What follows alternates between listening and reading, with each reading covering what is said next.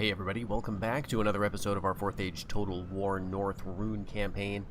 And in this one we are finding ourselves somewhat to the east of the shore of the Sea of Rhun. We are taking out one of those stubborn remnants of the Chiefdom of Rhun who's still hanging out in what is now our territory. We've got a very forested map here, and so visibility is going to be kind of bad, as is mobility, as you can tell by the struggle that our Waynes are having to get around these obstacles like the trees and the rocks. But it's not going to be too much of a problem for our ranged units, but actually we're going to probably halt everybody here because, as usual, the AI is going to not want us to just pelt them all day. They're going to come forward and try to put a stop to it. We do have a family member in the enemy army this time. There's a unit of Chieftain's Guard right back here. But we don't have the best options for our own cav. There's not too many of them left after the past few battles we've been in. So I'm going to wait. We're going to be a little cautious here, deal with the infantry stuff, and then we'll get around to dealing with the cav.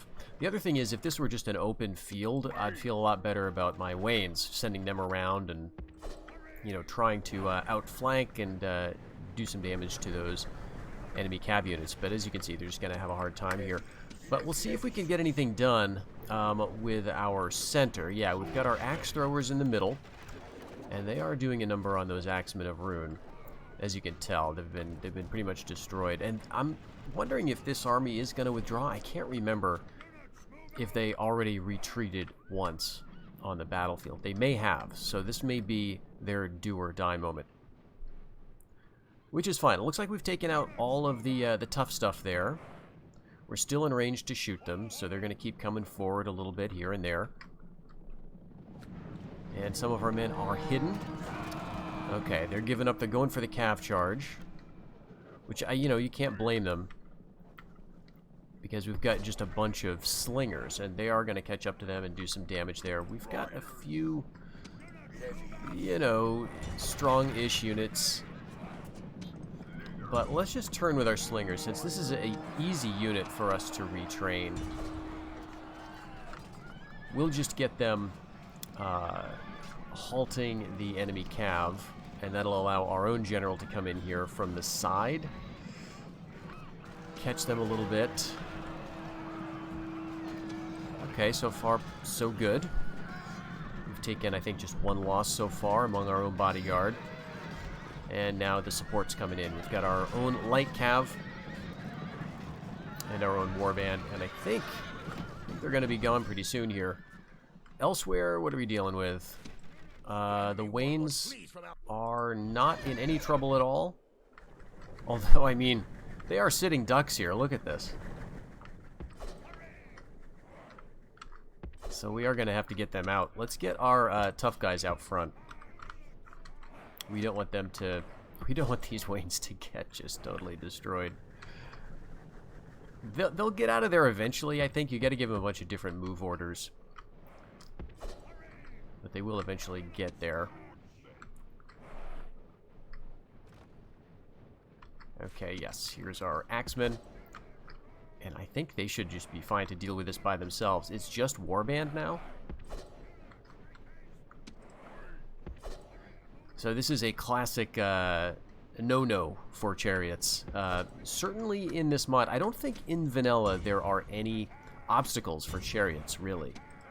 I think in vanilla, like, yeah, your chariots will bunch up around rocks, but they're not going to get caught to this extent. And I'm not sure what exactly the issue is. If it's just the size of this chariot, of the Wayne model itself, the hitbox being so large. It could be, but... going against that, I remember in the new Shadow, which was the one of the earlier versions of this mod, you had essentially this same unit here, and far less of these issues. So I think what happened was, at some point during development, we had a lot of work done on the battle maps, the environments, to make them, you know, a little more interesting visually to look at, and that certainly succeeded, right? We've got a lot more stuff. It sort of looks a lot more natural, very good looking. But one side effect, and it only applies to these units. No other units have this problem, is, you know, getting stuck. And this counts not only for those trees, but also for these types of little rocks. Your wains can actually get cut up on these things as well. So that's something that we're looking at changing for Wayne Riders, right? The battle maps, of course, because such a large focus of that mod is going to be the chariots, the wains. We can't have this, so we're going to be doing some work with the battle maps. All right, but there we go, and they're off the map there. So we're going to get our victory screen here, and we lost only 40 men. Not bad for, you know, a forested battle, which I typically just have such a hard time keeping track of units that you know, I tend to take more losses than otherwise there. But with that, we have gotten rid of another potentially dangerous force in the center of our territory. Not a battle that I really wanted to fight because it's a little annoying, so close to the woods here. But there's no other units that I'm aware of that are within our territory. That are belonging to the Chiefdom of Rhun. So that's excellent. That means that Raycoast is now, for the first time in its history since we've had it, actually safe. This is a settlement that is actually in good shape. Now, in the last episode, we had opened up an entirely new front. We had opened up a new war with Dorwinion. We had captured Fornhud. We are now in a position to start building that up, and we've got another force heading towards the Fort of Karnan. Next turn, we'll be storming that, and then moving into Gargal and then Garth. We may be accelerating some of those moves, depending on what the AI does. But I think for right now, we're pretty good. We're actually showing a profit. That's no doubt simply because of plunder. It's not an actual profit. We've been in the red for quite some time. So that's something that we want to address, and I think we can build our way out of it. We can conquer and build our way out of it. We've now got more trade happening between our provinces. We are working up towards dominions in those, and that's going to bring in more land tax, and we can start building up infrastructure. But in the meantime, we have been getting a lot of officers or offers for adoption that are subpar, and so I think we're okay to hold out. We've gotten some good ones too, but some of these guys, we can just wait for something better. And yeah, it doesn't look like there's any armies of Rhun anywhere in our territory, which is great. We'll bring these forces up to Fornhud, and the goal is just for them to take over as garrison. And then we can bring these guys down south. Maybe, though... do I want to keep him as governor? It might not be a bad idea to have somebody here who can actually build. He's intelligent. He's unlearned, but that that may be eventually overcome with his skill at being a governor. Competent is not great, but he's intelligent, so we could see this increasing. And stingy's not great. Harsh is not great. It's a Highlander. That increases law, decreases trade. Well, the reason I'm wondering is because if we don't want him to be as a governor of Fornhud, we need to take him out like now, because he's going to get the governor ancillary pretty soon. He's going to get that title. If you leave your guys inside a city for a few turns, they just get it automatically. So maybe let's see what we can get away with in terms of public order. Quite a bit, actually. So that's very nice. We've got 3 slingers. I could go with a 4th. Let's bring you guys down here, right on the border, and we'll queue up one of those mercenaries and see what they do. And given that, this is looking fine, what we may want to do is split off these axemen. We'll bring them down with the army. You two can go for garrison. Once they're there, we can maybe eventually get these guys retrained and headed back southwest as well. Okay, was that war with Dorwin with the Bjornings and Tharbad? I think it was, but I'm not sure who started that. Let's check that again. We're allied with the Bjornings. They are indeed at war with Tharbad. It could have been something around here. This is a settlement that the Bjornings need to get, and Tharbad has it. So I figured it would eventually happen. Okay, actually, we're showing a profit. No. Projected profit's 3,200. Okay, negative 3,200. So the other thing is that Tharbad is at war with, well, absolutely everybody. They're also at war with Dunland. And we'll see how this is going to affect them. You know, Dunland is in possession of Greyholm. You know, and Tharbad might find that hard to deal with. They do have a lot of men, and they get a lot of territory, but sometimes they have trouble holding it, some of these places in the far north. So Tharbad may run into a bit of trouble, but on the other hand, Dunland has taken a while to seal the deal over here. They just finished taking over the Wold. They've still got Parth Celebrant and Aldeburgh that they need to take, but everything else looks like they have captured. So Dunland may be in a good position. Oh, here's a big army of Dorwinian. Here's another one. All right, it's mostly low-tier stuff. They do have some men-at-arms. So some, you know, mix.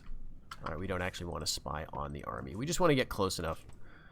Okay, yeah, lots of garbage. Lots of levies. That's what I like to see.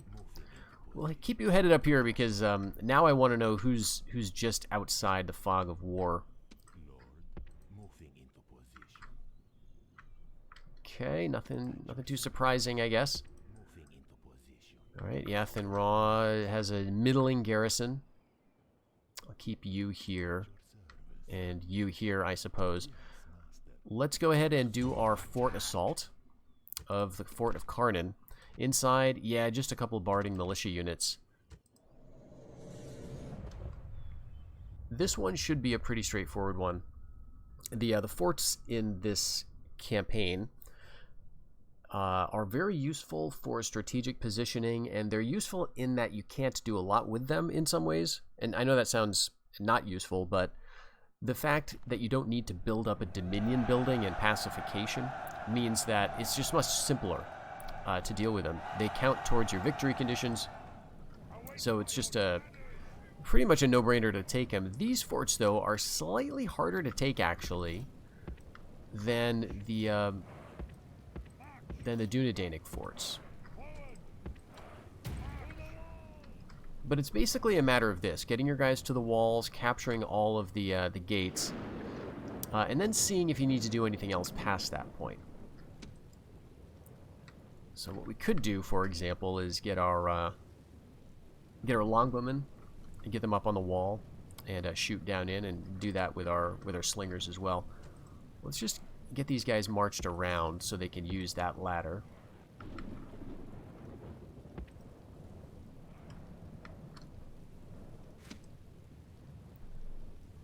Now, in previous builds, the towers can do a lot of work for you.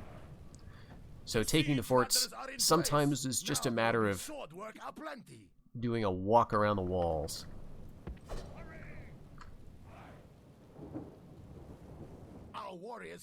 And we'll see. 91 and 90. Okay, yeah, they are taking some losses. You can hear the gate ballista firing.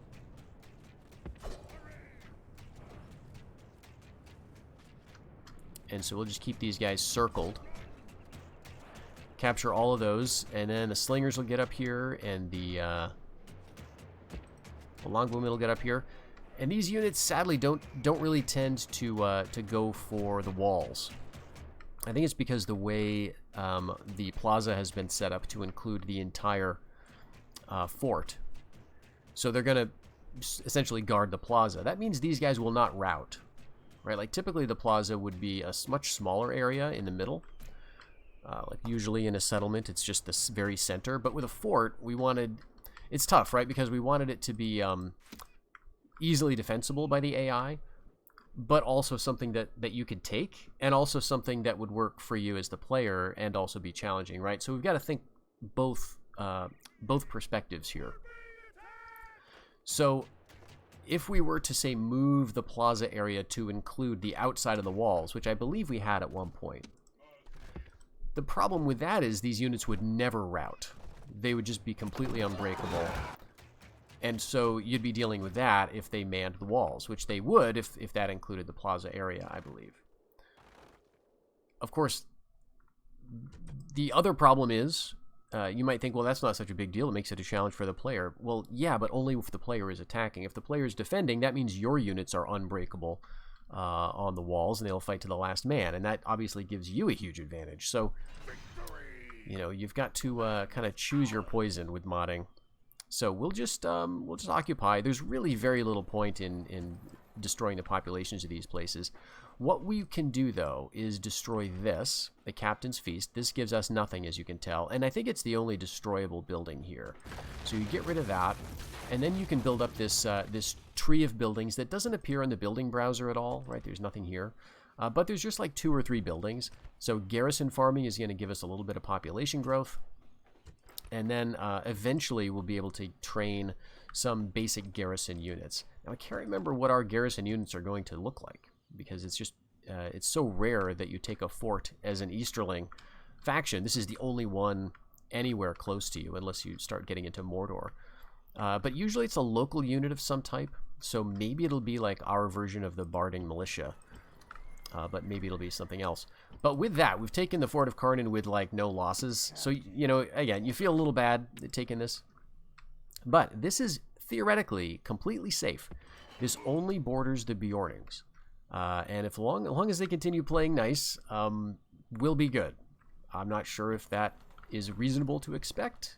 But if they don't continue playing nice, well, they're at war with Tharbad now. Who else are they at war with? Well, just Tharbad. But if they lose us as an ally, they'll be at war with us, and they may be inclined to go for peace. So now that we can move over to Gargal, it looks pretty undefended, but let's get our spy around just to make sure. Okay, I don't think there's anything really within range. So let's go for it. Let's just immediately go for it. We'll get right here. We've only got the men for 2 rams. I think that should be enough.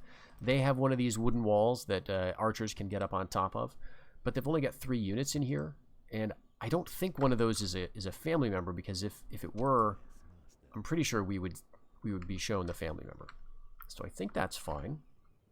This army we can move back down. He's the governor of Tham, but yeah, I think we wanted to use him for military stuff. But let's see. Before we forget, we've got to do our fiefdom dominion. That's costing about half of our income, but it's pretty decent, 1,500 in land tax. And, you know, we're only going to see 500 of that, because we're taking 1,000 in terms of just dealing with upkeep. But we've got a boat here, and that's only 1 ship with a single unit inside. That's not that's not an agent, that's a military unit. Is that a family member? Yeah, it is. That's the heir. Let's see. Okay, victory? And sunk, all right. So there goes a family member just eliminated. Beautiful. And now we can see the settlement here. And also the fact that the AI loves to do this. The rebels always take out the majority of their garrison and set it right here for some reason. So if we want to grab this, which at some point we definitely will, we just get an army here and then assault Hythe immediately, because it's got no wall. These guys will be showing up as reinforcements, but they'll be way down a hillside, so it'll be pretty easy for us to capture the city and then wait for them. We could, I mean, we could do that now, but the problem is, okay, we got 2 seasons for Homeland Dominion, 6 seasons for fiefdom. This is unhappy, right? And look at that, it's down to 65 again, so we need to keep going with training here. Let's get a cav unit. On the other hand, this might be pretty easy to take.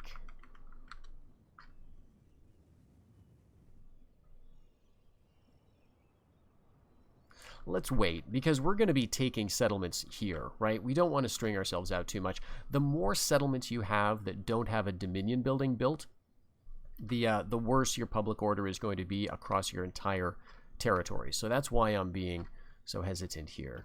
Now, Yodor is our current capital. I guess I could actually make Karnan our capital. That might help things. Let's see, minus 9817. Okay, it's worse for money, but much better for public order. I think I'm gonna go with that, and let's try this. Okay, can we not, because we've got, is it that the Waynes can't go? Is that the problem? I don't know what the problem is here.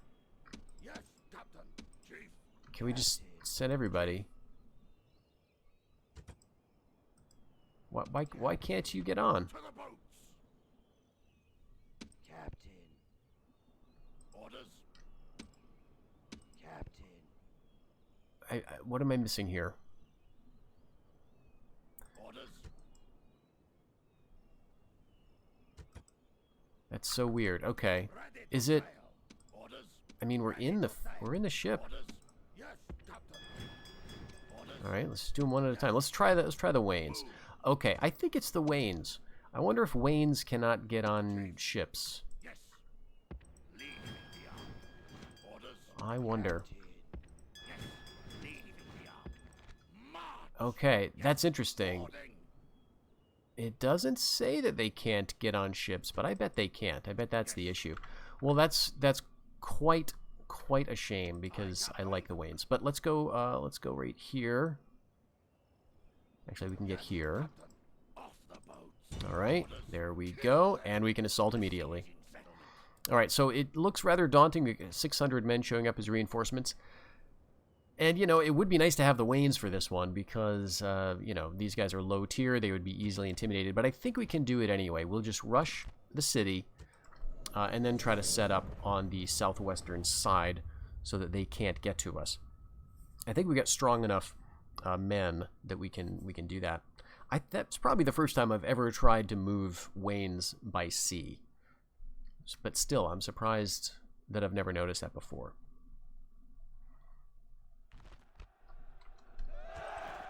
Okay, so the reinforcements are going to come from down there. And as you can see, it's going to be a very dramatic slope. So we could set up over here, actually. And I think that would be the best option. Let's get all the slingers over here. And the longbows. And the skirmishers. And what else? I guess we'll have the cav too and the general. So who's going into the city? I guess it's just these three. And we may not even need all of them. But you guys will wait out here. Alright, so you... Are scared.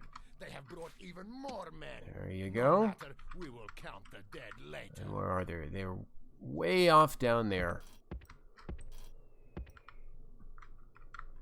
They're going to be toiling up the hill. It's going to be miserable for them. So here, yeah, we've just got a single unit of the Rovanian Axemen. And this is a very basic axe unit. I don't think they have any special abilities. Maybe they've got good stamina. Or a combat bonus in Scrub, which is a sort of a weird terrain type, which I don't think you very often see.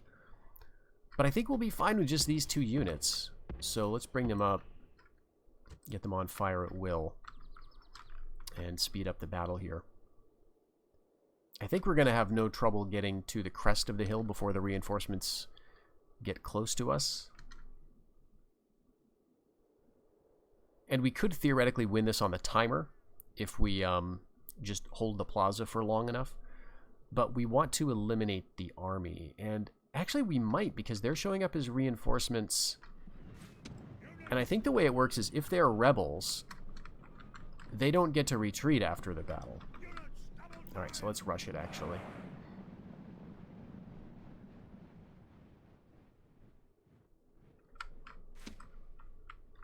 Oh, and there's our navy. There's our fleet that brought us over here. Very cool. Okay, let's just move down a little. Pretty soon we'll be in range, no question. And we'll also very soon be in range of these guys. Alright, so let's move you up slightly. Alright, we're firing. I've got to pay some attention to that, too.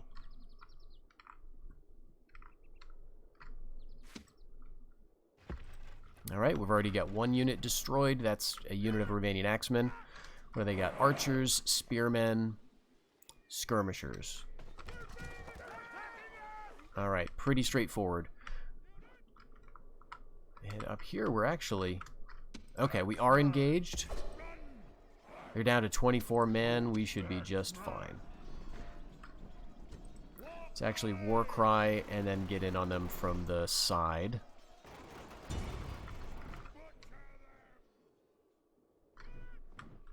Alright, but they're just not moving. It's kind of sad. The enemy All army right. runs. Now hunt them down. So at this point, yeah, we've got the plaza. We're going to continue to hold that.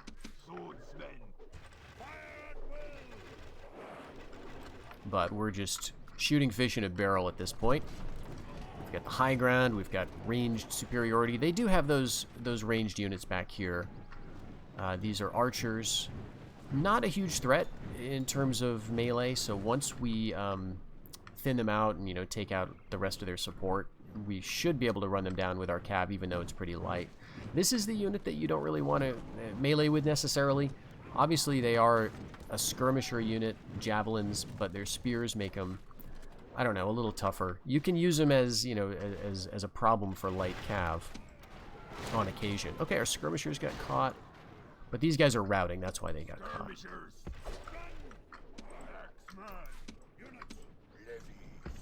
The warlord of the enemy army is running like a startled goat. Hunt him.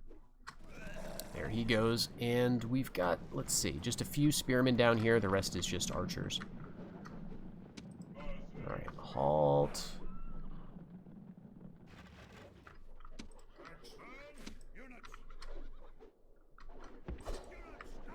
Let's just chase our cav around there.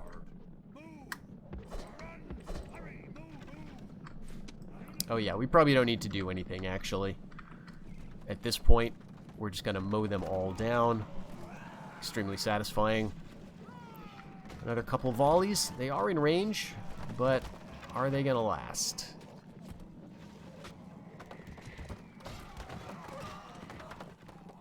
Alright, that's it. I don't think there's anybody on the field.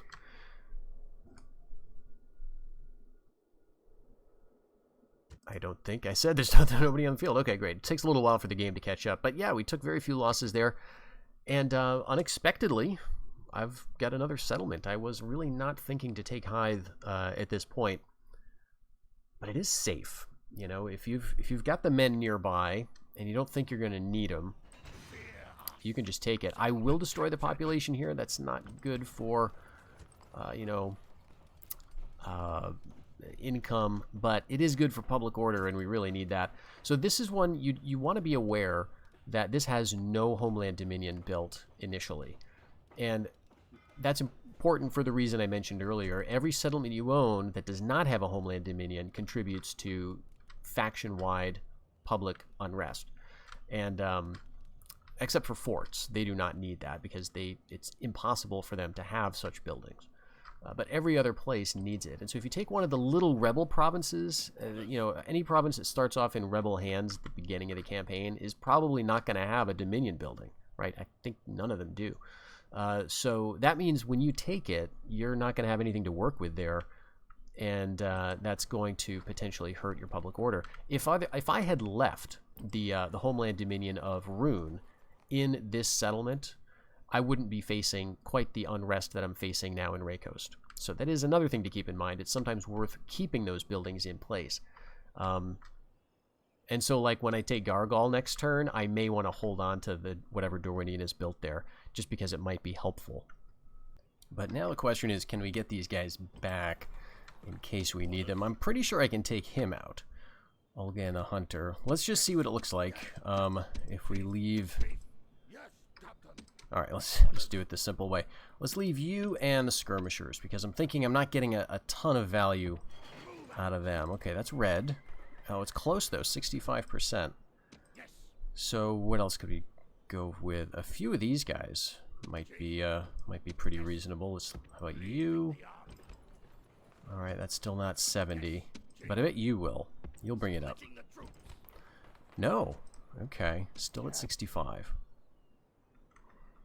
Well, now we're getting into stuff that I'd really rather keep with me. Let's leave all the slingers. Is that 70? Still no. Oof, okay. Well, let's do this instead. Let's bring Bring some of these guys over. Let's get...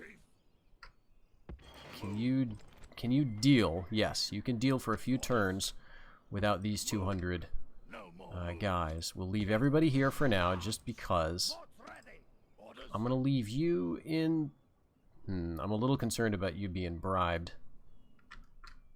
So let's try to bring you back to Tham. Maybe I can stop you here in the woods for ambush. I don't think he's ambushing. Oh well. Well, you know, if he gets bribed, that's less upkeep we have to worry about, I guess, right? So I'm going to move you right over here at the dock. Then we'll hopefully see some improvements of public order here, and we can even do this. We can move the capital to Gargol as well. Although we do have to keep an eye on Esgaroth, just to make sure that's not going to get too out of control. Alright, still got spies in there. We've got an emissary for some reason. You were going up to Dwarven territory, if I remember. That's why I trained you. So we'll just keep you up there. Well, I think we've got to keep that. Let's see how Dorwinion is going to respond to this turn. And then we'll see what we're going to do with this army and any other reinforcers. And then, you know, also Rhun, because Rhun could decide that we're weak, because our big army is now on an island, and they could decide to hit us again. Okay. Yeah, another bad candidate for adoption. No thanks. Alright, Dorwinion is being slow to capitalize on this. So let's see what public order looks like here. 65 and 65. Alright, not great. Alright, so let's queue up a bunch of you. Alright, you're at 70. We'll just leave that as it is. We may not need all three of them to get it to 70, but I'm going to leave it that way for now. And you might be heading up to Fennis Rim. Yes. Okay, you guys... I think I'm going to bring him down here, and then next turn we'll get him to the island. And I wonder, actually, if taking you out is going to improve things. Yeah, so he's actually causing trouble. This is a Ways of the West settlement. That's the other important thing to remember. So this is an easier grab for Dorwinion or Ravanian or Dale than it is for the Easterlings, because they're just going to have to contend with that little extra bit of unrest due to the faction leader's alignment being different from the province's official alignment. And now this is one that we could convert. It wouldn't take that much, and it probably would be a good idea. Okay, Khan and Harad are at peace. Okay, I think that's going to last for about 0 turns. Alright, we've got our Fornhood pacification building, and oh, here we go. We're going to be in the negatives now. Alright.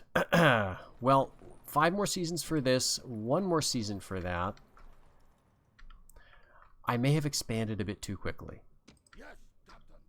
Alright, you go back down to Tham. Yes. Let's see, we're going to trade you for you. Orders. And so the question is, do we just double down on this and expand just even more quickly, right? Like, screw you, I'm going to take this and this in a single episode. What's in Garth? Let's get our spy over there. Because nothing's around Gargol. We get this army, but I think they're more concerned about Garth. Okay, inside the settlement, we've got a lot of garbage. They've got some raiders, so 5 units of cav. That is a problem. And we don't necessarily have a great answer for all of that stuff.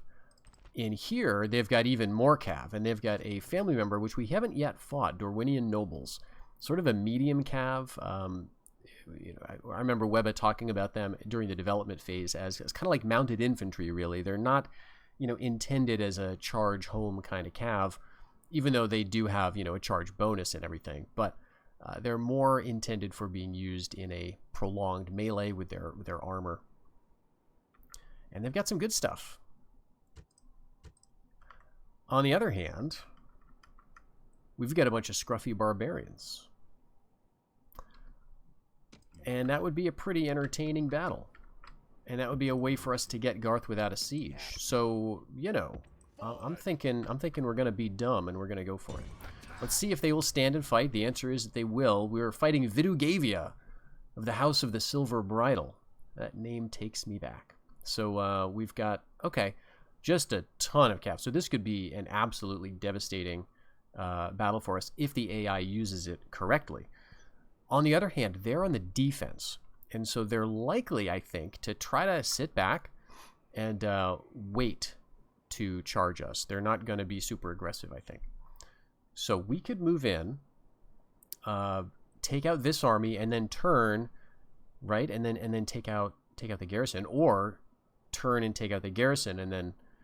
So I think if we play our cards right, we could end up with Garth in the next battle here, and we could get Gargoyle as well. Now we could sack both of those, and that would be really bad, really bad for our income, and I mean, it's going to help our income a little bit, but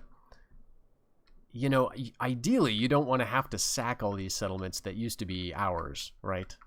So there is a bit of an issue there. I think what we'll do is this: we're going to save this battle for the next episode. We're going to see how this one goes, and assuming we take Garth, then we may want to do a pause on Gargoyle, right? We may not want to take it this turn because we just may have some unrest. There may be no way for us to deal with it, especially if we're going to be going into the negatives. In terms of our empire, if you take a look, it's like quite good, and we're about to make it look a little more reasonable here by grabbing everything north of the Carnan, essentially. Belligant does have some territory to the north of the estuary, but we're going to definitely go for that and Rathwin next. And as long as public order doesn't make things too difficult for us, we are going to get these things built. We just need a little more money, and I think the best way we can get money is by sacking settlements and plundering all the stuff that Dorwinian has built. So that's going to be the goal for the next episode. We'll see how we manage this, or if I have in fact bitten off more than I can chew. Hope to see you then.